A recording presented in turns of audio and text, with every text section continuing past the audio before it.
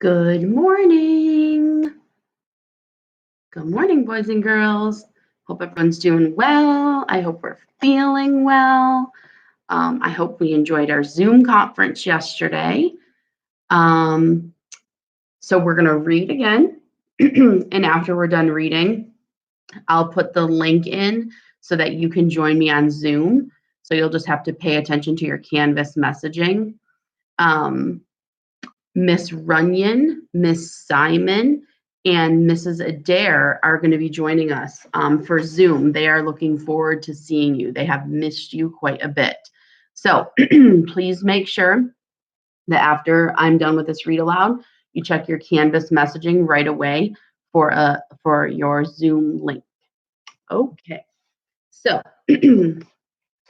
we ended last chapter where Gilly's grandmother came to the house, and she came to get Gilly because Courtney, who's Gilly's mother, told her to come and save her, because remember, Gilly wrote that letter, which I'm sure she's probably regretting right about now. So as of right now, Gilly is still with Trotter and WE, but we know that the grandma, definitely wants to take her. I totally agree, Reagan. I hope that she stays with Trotter, but we'll see what happens. All right, it is only 10:02, so let me just give it like one more minute, just to see. And remember, you can tell your friends that if they miss the reading live, remember, it still stays on my YouTube page. So even if you're like, it's later at night, you can't really remember what happened, you want to listen to it again, you can still go back on my YouTube page and click the link. So people who haven't watched it live, just remind them that it's still up there for them. Okay. Never and other canceled plans. Dread lay on Gilly's stomach like a dead fish on the beach. Who can tell me what that is? Simile, a metaphor? Does anyone know? You can write it in the comments. Dread lay on Gilly's stomach like a dead fish on the beach. So she's comparing, yes, very good, a simile. She's comparing how that feeling in your stomach, when you did something wrong or something bad happened and you can feel it in the pit of your stomach and it's just laying there, it's stuck. And she's comparing that feeling like a dead fish who's just laying and stuck on the beach. Even when you don't look at it, the stink is all over everything. She finally made herself admit the fact that it was her own letter that had driven Courtney to get in touch with her mother after a silence of 13 years. What had it said? She couldn't even remember what the letter had said. And Courtney's letter had, in turn, brought the little lady up from Virginia to spy her out. And now what? It was not at all the way she imagined the ending.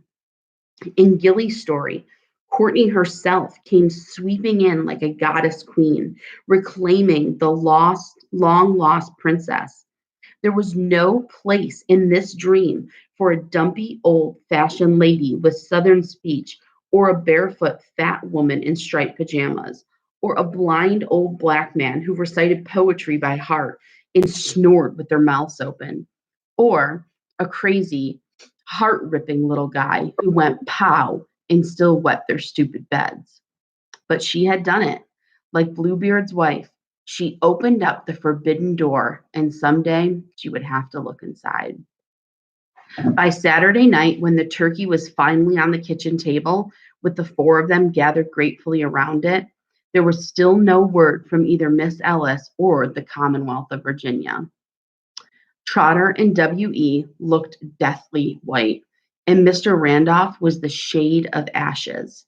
But they had thrown off the crankiness and their illness and were eating the cold, dry meat with chirpy expressions of delight. I declare, Miss Gilly, you are the only person I know who can rival Miss Trotter's culinary skill. A statement Gilly knew for a bald-faced it was kind of a lie. The potatoes are lumpy, she responded, doing some mashing with her fork. Mine ain't lumpy, W.E. whispered loyally. They're just fine, Gilly, honey. I think you gave yourself the only lump in the pot. Mine's as smooth as ice cream. I don't know how long it's been. Trotter paused, head tilted, as though reaching far back into her memory. I don't think food's tasted this good to me since before Melvin took sick the last time. She beamed, having delivered the ultimate compliment. Gilly blushed despite herself. They were all liars, but how could you mind? So they're just applauding Gilly for how good she did cooking the Thanksgiving meal. Gilly, honey, Trotter stopped, a forkful in midair. Who was that woman who came here the other day? What did she want? Now it was Gilly's turn to lie.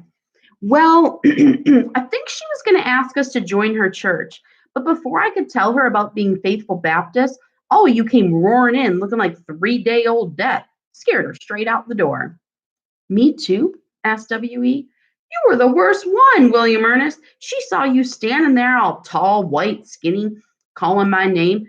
Gilly, Gilly. She nearly swallowed her dentures. Really? Would I lie? Pow, he said.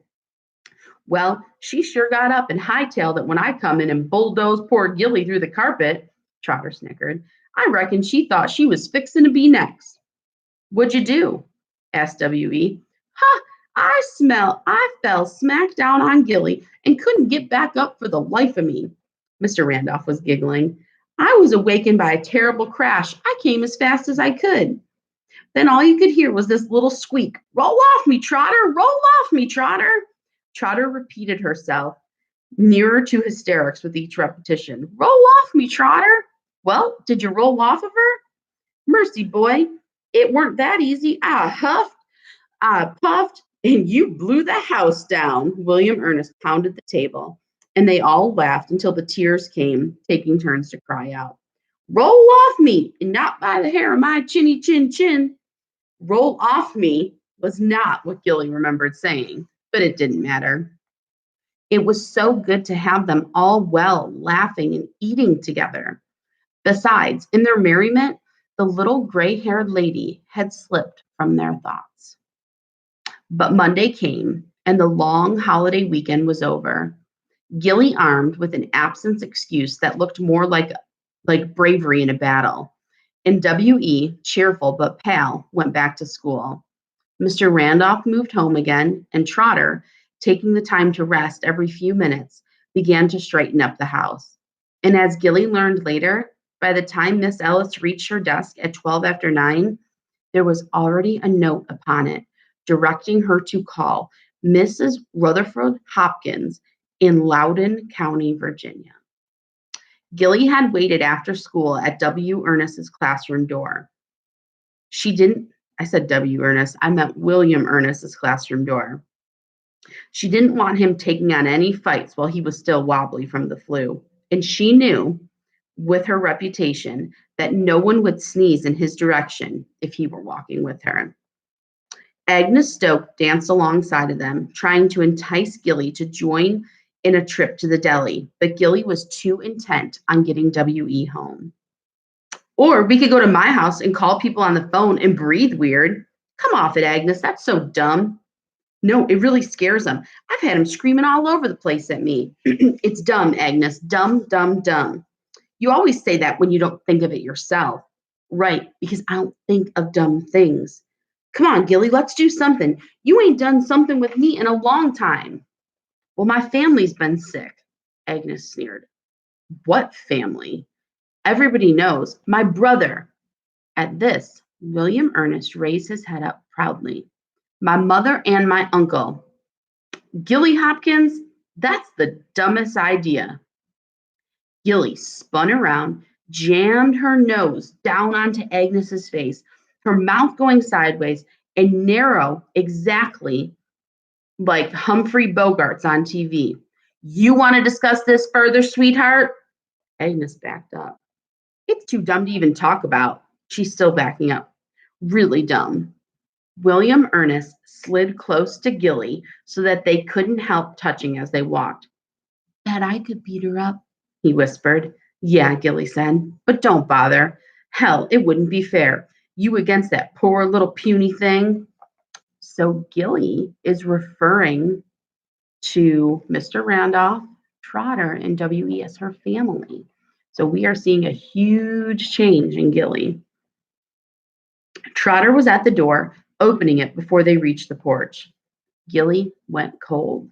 You could tell something was badly wrong by the way the woman's smile twisted, but her body sagged. Sure enough, Miss Ellis was sitting on the brown chair. This time, the two women had not been fighting, just waiting for her. Gilly's heart gave a little spurt and flopped over like a dud rocket. She sat down quickly on the couch and hugged herself to keep from shaking. Suddenly, Miss Ellis began to speak, her voice bright and fake, like a commercial. Well, I've got some rather astounding news for you, Gilly. Gilly hugged herself tighter. The announcement of news had never meant anything in her life except a new move. Your mother, my mother's coming? She was sorry immediately for the outburst. Miss Ellis's eyebrows launched into the twitchy dance they always seemed to at the mention of the words, my mother. No, your mother's still in California, but your grandmother, what do I have to do with her? Well, your mother's mother, your grandmother, called the office this morning, then drove all the way up from Virginia to see me. Gilly stole a look at Trotter, who was sitting bolt upright at the far end of the couch, rubbing W.E.'s back, her hand up under his jacket, and her eyes like those of a bear on the totem pole. She and your mother, they want you to go with her. With who? With your grandmother, permanently. The social worker seemed to be dangling that last word before Gilly's nose, as if expecting her to jump on her hind legs and dance for it. Gilly leaned back. What did they take her for? I don't want to live with her, she said. Gilly, you've been saying ever since you were old enough to talk that I never said I wanted to live with her. I said I wanted to live with my mother. She's not my mother. I don't even know her.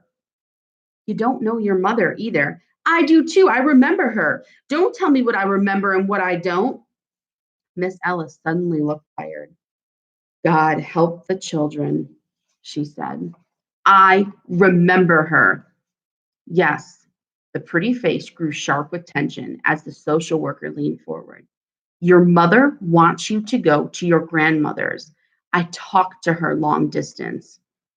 Didn't she tell you she wanted me to come to California like she wrote me? No. She said she wanted you to go to your grandmother's house. They can't make me go there. Yes, Gilly, they can. She felt as though the walls were squeezing in on her. She looked around wildly for some way to escape. Then she fixed her eyes on Trotter. Trotter won't let them take me. Will you, Trotter? Trotter flinched, but kept on looking, wooden-faced, at Miss Ellis and rubbing W.E.'s back. Trotter, look at me! You said you'd never let me go. I heard you. She was yelling at her now. Never, never, never. That's what you said. She was on her feet, stamping and screaming. The two women watched her as though they were behind glass and there was no way that they could reach into her. It was W.E. who broke through. He slid from under Trotter's big hand and ran to Gilly, snatched the band of her jacket, and pulled on it until she stopped screaming and stood still. She looked down in his little nearsighted eyes, full of tears behind the thick lenses. Don't cry, Gilly. I'm not crying. She jerked her jacket out of his hands. I'm yelling. He froze, his hands up as though the jacket were still between his fingers. Oh, hell, kid. She grabbed his two fists. It's going to be okay. She sighed and sat down. He sat next to her, so close that she could feel the warmth of him from her arm through her thigh. It gave her the strength to look up again. Miss Ellis was looking at the two of them like a bird watcher onto a rare species. But the big woman, Gilly could see the pain breaking up. Trotter shuddered to her feet like an old circus elephant. You tell the child what's got to be done. Come on, William Ernest, honey. She stuck out her big hand. We ain't helping here. When he hesitated, she reached down and gently pulled him to his feet. They closed the door behind them, leaving Gilly cold and alone. You seem to have changed your mind about a lot of things. So you goofed it, right? Gilly didn't answer. What did it matter? I'd really like to know what you wrote that letter for. You wouldn't understand. You bet I wouldn't. I don't understand why a smart girl like you goes around booby trapping herself. You could have stayed here indefinitely, you know? They're both crazy about you. Miss Ellis shook her long blonde hair off her shoulders. Well, it's done now. Your grandmother will come to pick you up at my office tomorrow. I'll come about 9 to get you. Tomorrow? Gilly, believe me, it's better. Waiting around is no good in these situations. But I got school. Not even a goodbye for cool, beautiful Miss Harris or silly little Agnes. They'll send your records on. Miss Ellis stood up and began to button her coat. I must admit that last month when you ran away, I thought, uh-oh, here we go again. But I was wrong. Gilly, you've done well here. I'm very pleased. Then let me stay. Gladriel Hopkins had rarely ever come close to begging. I can't, Miss Ellis said simply. It's out of my hands. All right. So that is the end. I am going to send you a link for a Zoom conference into your Canvas inbox, okay? So make sure you check Canvas and click that link. And I will see you guys all in a little bit. Bye.